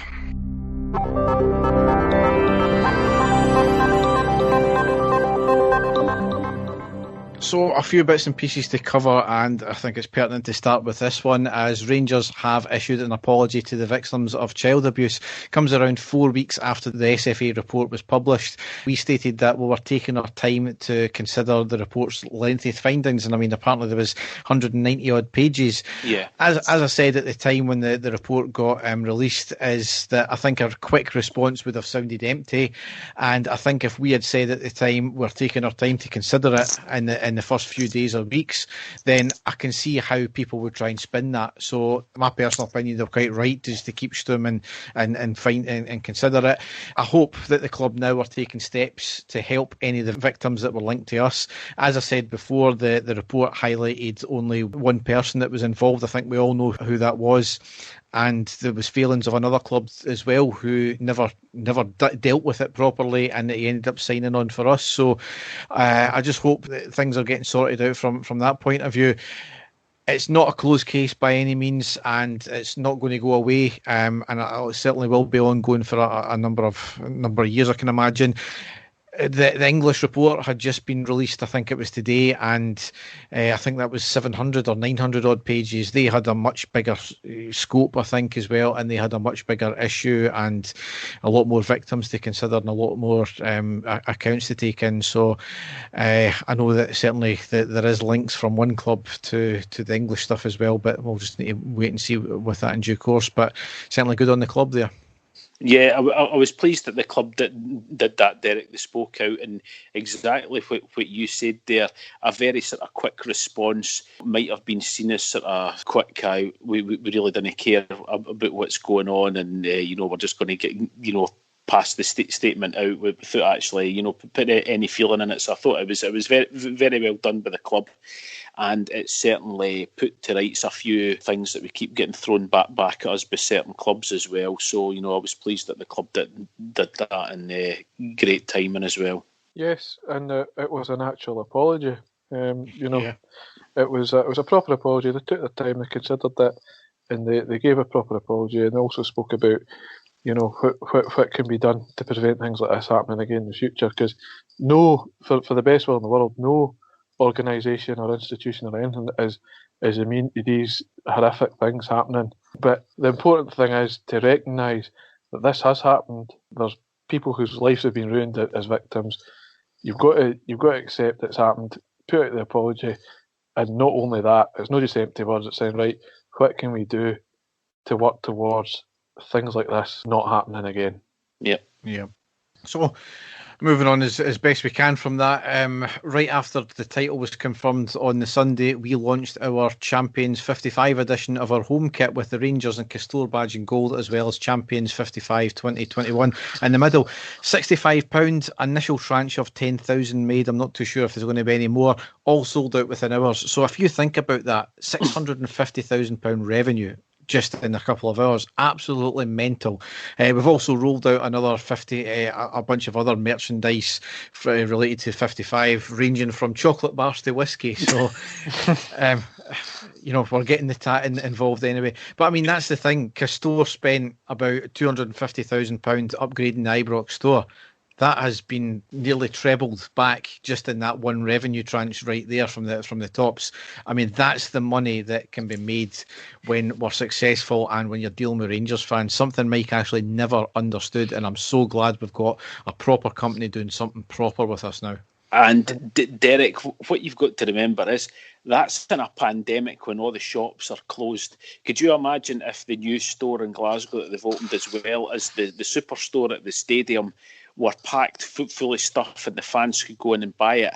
I've got no doubt whatsoever that would be completely sold out, as well as all the stuff that they've been selling online on top of that. So I think that the club really need to try and get more of this stuff out as soon as possible, because I think as soon as the sort of realisation of the shops can be opened, they would get all of these sold and make an absolute packet. So I'm really hoping they don't miss the boat in that one.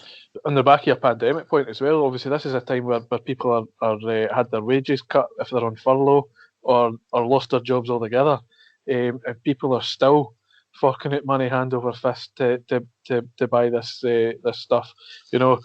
Stick a Rangers badge on it, stick a 55 on it, put it in gold, and I'll fucking buy it. Do you know what I mean? So it's there and it's great, and it's like you say, it's another revenue stream for the club. Yep. Out of this merch. Some people have referred to it as tat, which I don't agree with that whatsoever. But it's been great, and the fans have lined up in our droves, haven't we, to buy stuff to commemorate this historic world record league title. Exactly. It's high class tat. This next story here will resonate more with you, Euan, than it does with Dave. But WWE superstar Drew McIntyre has dedicated a custom WWE Championship belt with Rangers badges and Champions 2021 on the side plates. So I'm not sure if it's just a mock-up image, or it's actually been commissioned. I really hope it's been commissioned, because that will look absolute cracking in the trophy room. And Triple H on the back of that congratulated us as well. I mean, Dave, it means nothing to you, but the exposure that's getting us as well, folk will be thinking from America, who the fuck are Glasgow Rangers, and they'll be looking at, oh right, that's what they are, and maybe on the back of Drew McIntyre doing that and Triple H now, maybe start to follow us from America now. Well, if there is any Americans listening who have stumbled upon this podcast and are sitting there wondering who are Glasgow Rangers, then just to answer your question, America, we are the people. And also, you were asking, you're not sure if it's just a mock-up or if they've actually commissioned it. I wouldn't be surprised if they actually commissioned it, because they do that all the time. See, when like teams win the Super Bowl and like the NBA finals or the whatever the other made-up sports they have over there, the baseball and the ice skating, hockey and all that, they do tend to make up like kind of like custom title belts with the team's badge or logos on it and stuff. So I wouldn't be surprised if there has actually been one made. Because it is just the side plates, and I know the side plates are interchangeable, so that it is just fairly easy to do, and it's a standard championship belt. So, that'll be fantastic in the trophy room if we ever get it. Absolutely. Yeah. Another thing, as part of the celebrations fallout, Gerrard done an exclusive interview with ITV to basically state that the fans to stay at home. To me, it looked as if all throughout it he wanted to tell the government to shut the fuck up and let us celebrate. However, he basically also confirmed in it that he will not be leaving, as Liverpool fans don't want him and they want Klopp. That's on the back of speculation that Klopp would have been going to the German national job after the Euros. It's the German national coach has confirmed he'll be leaving after the Euros, but Klopp has said that's not going to be happening. So you can tell for the interviews that Gerrard's done since winning the title, it means the world to him, the winning the title, and he clearly loves it here. So the way he's talked, he's going nowhere for the foreseeable, which is obviously great. It is great, Euan, and as I say, I think he's a man of standards, and he knows he's built something special here, and he knows what the club has been through, and he knows exactly, the direction he wants us to go in. He'll be desperate for us to get into the Champions League, and him be the manager of us in the Champions League as well. And for him, being such a young manager to do that, and I'm sure there'll be people all over the world will be watching us just because of Steven Gerrard, people that haven't had anything to do with Rangers before, but are fans. I mean, it's a huge stage for him. And if he can get us in the Champions League and winning games, I mean, that's an incredible feat considering where the club have been. The league that we play in, the amount of money that's on the go. I'm sure there would be a lot of clubs out there that would be desperate for him to be the manager. But I could only ever see him really leaving for one club, and that would be Liverpool. And it's understandable, but I don't think that we've got anything to worry about for a long time, Derek. So, no, I'm just going to sit back and enjoy it, and just really pleased that he's our manager and everything he's done for us. I mean, none of us are daft. I mean, I don't think there'll be one single Rangers fan that doesn't know that if his career keeps going on the trajectory it's going, then one day, of course, he will go to Liverpool and he will be their manager. But for the time being, if he's wanting Champions League football, then he'll stay at Rangers, because he's not going to get at Liverpool, is he? Because they're having an absolute shocking season. No, I mean, from the moment he came on board, you knew if he's successful here, one day there's a chance Liverpool will come knocking and he'll go. But I don't think that time's going to be happening in the immediate future anyway. No. On that kind of similar vein, Sky have apparently been grumbling that they've not had any exclusive interviews with us. We're clearly playing the shithousery game as we've done interviews with just about everyone else but Sky. But really the point is, just because you get the 10-minute preview doesn't mean you get the full bongo just because you pay for Sky. So no, I think that the club have played a blinder here as well, and I don't know if you were going to be talking about the BBC thing as well, Derek. We all know the issues that we've had with them, so I think it's been excellent, and they're absolutely raging with us as well. But so what? It's that's what we've chosen to do that way, and I think the club, as you yourself, have played a blinder there. I think when it comes to the BBC, it's very clear what will have happened. The real BBC in London will have been sent to their outpost BBC up in Glasgow. Are you going along? I take it to get some interviews with world famous football legend Steven Gerrard about his accomplishment and the accomplishment for the Glasgow Rangers and the story and what they've been through, and that baldy wee wank will be like, about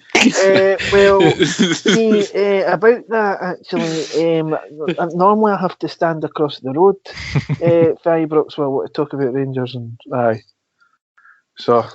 wants a piece of us now. You mean that highly esteemed journalist from BBC Scotland? Just that it's a farce. It's exactly what you've said, Euan. They've seen it for what it is. They want to know exactly what's going on, and now they're trying to reach out to try and make amends as to what's happened. But we'll wait and see what's happened.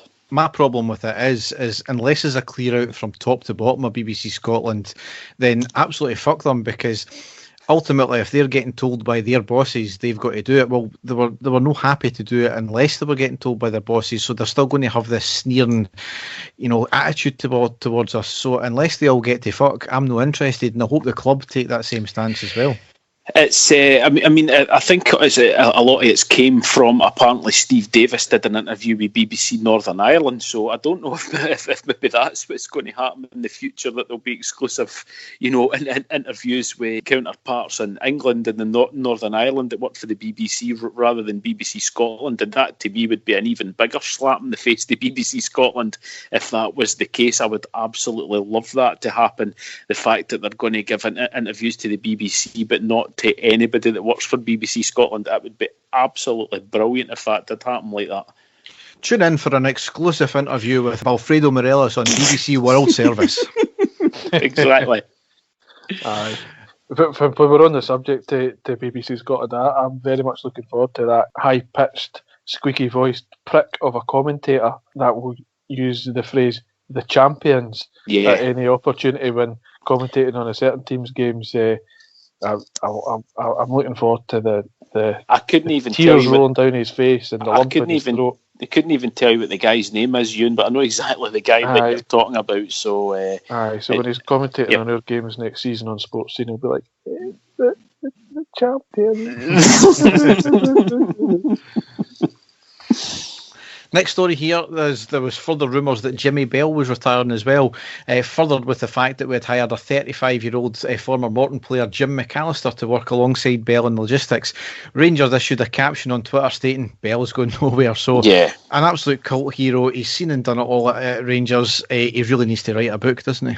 Definitely, and what a book that would be, Derek. I'm sure he's got some quite incredible stories. So it's great to hear. I think Jimmy Bell will be there until he's his last breath. I don't think he's the type of guy that would walk away for that job. So he's there with the foundations of the club, isn't he? So absolutely delighted because he is really a popular guy with the players in there, and he's known extremely fondly by all us Bears out there as well. So brilliant.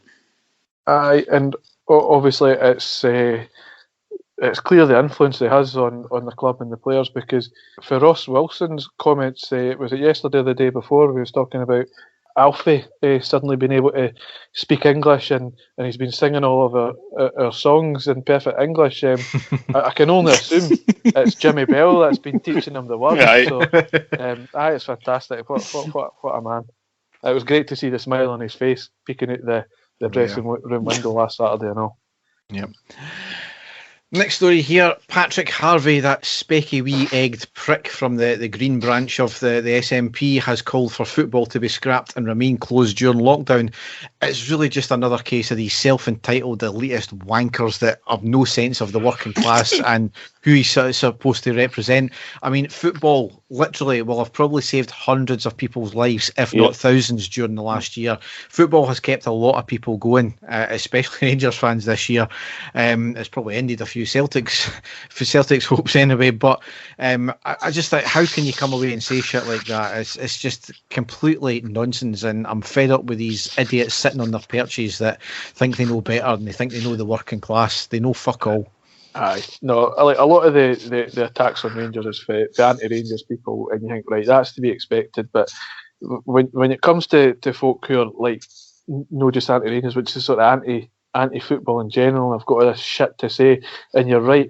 There's this sort of sneering down on football for these people, and it's just like sheer classist snobbery when it comes to football, and it baffles me that folk for these people. It really does. Next story here, the COVID-5 of Patterson, Bassey, Zungu, Kinnear and Mabudi have finally been charged by the SFA. The hearing's the 25th of March, kind of expecting a 7-game ban for them each. Anything other than that, and I'm sure they'll try to use the excuse that we've had previous players do this, so they need to get a bigger ban, but we'll see what happens. They've taken long enough to charge them. I don't know what the hell that was all about. I know that the compliance officer has left, but that's not stopped compliance issues going forward and fast-tracked as well. Yep. The last story here, I do want to kind of cover this, but the Union Bears, for all the good they can do, they don't half shoot themselves in the foot a lot. They put out a picture of a graffiti trailer with the ACAB logo as well. Quite rightly, there was a backlash from our fans, and it prompted them an hour later to release a statement detailing the intimidation tactics of the police by doorstepping their members, one of them apparently 7 times, and making sure that they don't go to the Old Firm game, and then threaten them with going to their place of work. I mean, firstly, the whole ACAB thing is an absolute disgrace. Many Bears are cops for a start. Secondly, a statement, really? I mean, I think they get too wrapped up in their own self-importance for too often. I think that was proven a couple of seasons ago when they decided to boycott or not sing because they weren't getting their way about the seating. Thirdly, if you're going to do anything to get on the police radar, then you're going to get doorstepped eventually. And apparently it was happening to the Green Brigade as well, their own members. I mean, let the Green Brigade be moral crusaders and let them make arses of themselves with this ACAB shite. At the end of the day, the week previously, the cops were very fair at our celebrations, considering that people shouldn't have even been out in the first place. Factor that in with the fact that there was a high-profile murder involving a cop, and it resulted in riots down south as well. Football is unfairly treated in this country. Absolutely, we know that. But ultimately, do you not take a step back and think it's treated unfairly because of moronic behaviour like this, and nothing will change until you root out this moronic behaviour as well? We've spoke about the Union Bears before, Derek, and I do think that they're a hell of a lot of good, especially for, inside the stadium and stuff like that. I'm not going to take that away from them. I just cannot be bothered with all of the statements and the ultras stance that's brought on because of groups like this as well. I was quite taken aback, and then eventually I seen the backlash on Twitter, but a lot of the people that were trying to defend it as well, it seemed to be the type of statements that you would expect for like a 15-year-old boy. Do you know what I mean? It was quite incredible. I don't know. I was disappointed big time because we all know police officers in some way, shape or form, and loads of them are Rangers fans out there, and I've seen it all. I just think it was really sort of classless. That it came out, and that there are other ways of being able to voice your opinion without going down that route as well. So, I mean, I was really disappointed by it as well, Derek. I really was. I see statements like that when you seen what our detractors were calling for last week, wanting the police to go in with batons out and riot shields and water cannons and all that. If that's what you want our fans to face the next time we gather en masse, then talking like that and having that sort of attitude and releasing those sort of statements, and that's how you go about getting that. It's just baffling. It's crazy, and but quite rightly, a lot of people didn't sort of toe the line with the Union Bears and said, "Oh, actually, no, hang on a minute, didn't agree with what you're saying there at all, or your ACAB nonsense whatsoever." It certainly divided opinion amongst the fans, and I don't think that is what they really should be doing. It's something that we should all be singing off the same hymn sheet, as supporters of the club, and it's the one thing about being a Rangers fan that'll never ever change.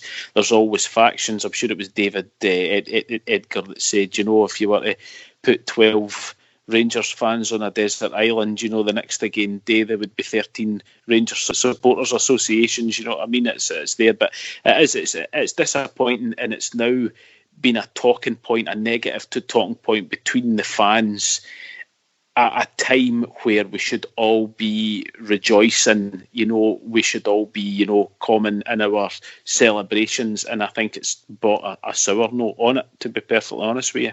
Yeah, I think that summed it up perfectly there. So, this is normally the stage where we have some dodgy story, Dave, but this one was too hilarious to pass up because they've went full Sevco, and the banter years baton has been officially passed over, hasn't it? Go for it, Derek. Come on. The tweet that they put out is just, wow. I think to a man, we all had to take a double take at their tweet just to make sure it was from the real account. And it was on the back of Park's letter where he mentioned the other half, meaning Celtic. The tweet was put out from an iPhone as well. It wasn't even, a desktop, so it's clearly somebody disgruntled. Oh shit, I better do something. But it's quite funny that the Celtic fans were saying, "Oh no, it was about Nicola Sturgeon," referencing the halves. It was never about that at all. And they put out, "We're not half of anything. Not our problem. # one club since 1888." I mean, how fucking tin pot. I mean, as usual, completely reactionary to what we're doing. And what's even better is that they co-trademarked the Old Firm and the Old Firm jointly with us 6 days prior to putting that tweet out. Aye. it was a total embarrassment to have a fucking tweet on their part, and the fact that their idiot fucking fans will eat that up. They'll be sitting there reading that tweet, having a wee wank and thinking like, yes, you're right. There's no fun when your club died, and here we go, 10 in a row next season. They're just, it's clearly, obviously, Celtic are thinking, well, hold on, who are we going to get in for a manager next season? And fucking season book renewals are due out soon, and how are we going to get the fans back on side? We'll do a right fucking save code tweet. It was hilarious, absolutely hilarious. And I know there'll be some of them, no doubt, listening if they've made it this far. But I enjoy your fucking banter years, you absolute cretins. As you said, Derek, we had to look twice. And I actually read it at least 8 times, because at the start I was like, what is this all about? What is it they're trying to say? And I still couldn't get it. And I thought it looks as if it's just a very, very poor attempt at a cheap swipe. And that's exactly what it was. And it's, as you said quite rightly there, Euan, is to try and appease their supporters. And I know that they will have a lot of extremely gullible fans out there. I really hope that that they have fans out there that are really embarrassed by this as well, and be doing their dinger to the club, because they have got so many problems coming. They've got so much of a rebuild job to do, right from the top to the bottom, that this is the type of thing that they've got to do. It was incredible, embarrassing, cringy, and for us it was just absolutely hilarious, wasn't it? I mean, they think that it's hurting us by saying you died in 2012 and you're a brand new club. That was well done for a 9-year-old club. They actually think that it hurts us or actually bothers us. That's all they've got left now.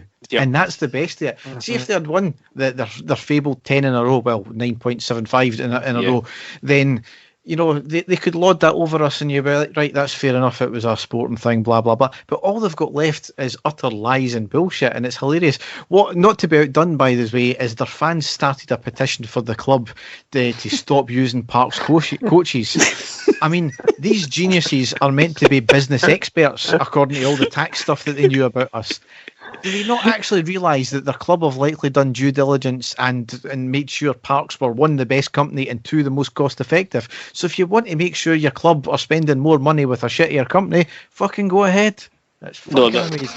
They're no financial experts, Derek. They're only tax experts, mate. So I mean, that's way over their heads. If you're talking about the finances of the club, they're only all experts on tax issues when it comes to clubs and Royal Blue. That's basically all it is. But it's incredible, and it's just brilliant just now for us to see them in absolute plummeting to the depths that even their social media tries to take. Whoever's in charge of their social media tries and fails at a cheap shot. It's just absolutely hilarious. And then, as you say, on top of that, for them to be outed almost instantly with the fact that they've the old firm patent has been renewed. It was just absolutely hilarious for us, and just another highlight for this season for us. It really was. All that stuff, like you say, it's all just comfort blankets for them. Things to help them sleep at night, things they can tell themselves to just try and make themselves feel a wee bit better about the fact that we are back on top. And I think they know we intend to stay on top.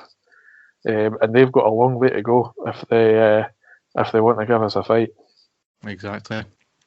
So, on that note, that wraps up the podcast. It's been a fantastic podcast, the Championship podcast. It's the first one I don't say that.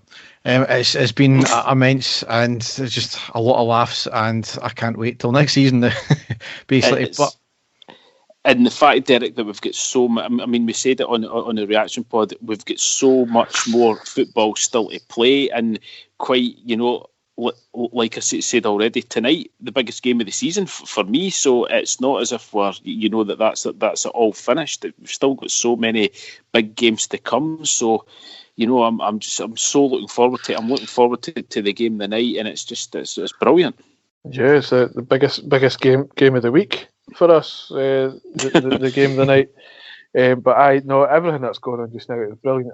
I'm delighted for everyone that's a Rangers fan, and I know there tends to be a bit of a hierarchy amongst some fans about, oh well, I do this, and you're as good a supporter as me and all that stuff. But I didn't care about any of that.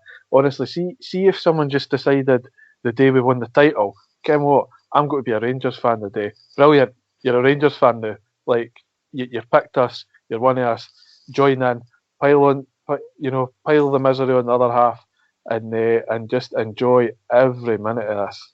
Unless they started off as a smelly wee Tim, of course.